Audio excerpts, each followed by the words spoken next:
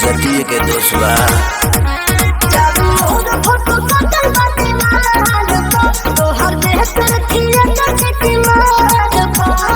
Wanted me फड़ा में डोली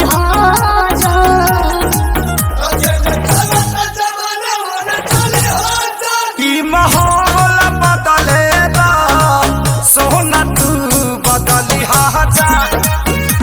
माहौल बदलेगा सोना तू बदली हाजा।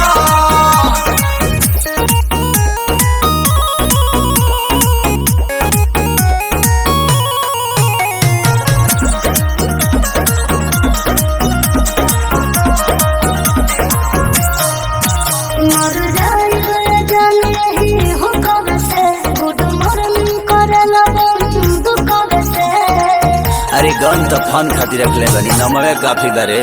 घर की न जाने हमर मन तू अब चल कर धक्का मार हो बाघवा के लोभो।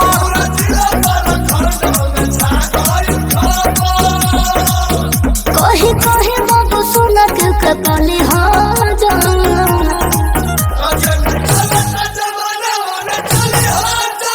माहौल बदलेगा सोना तू बदली हाजा।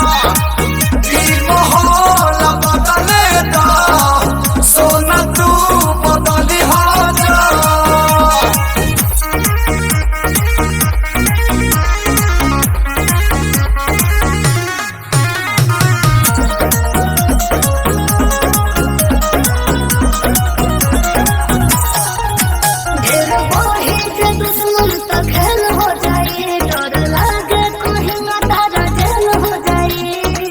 डर लगता है जान। जिला के सारा गुंडा तमानेला देवता अब पुलिस दरोगा से चहले हला नेवता। जिला के सारा गुंडा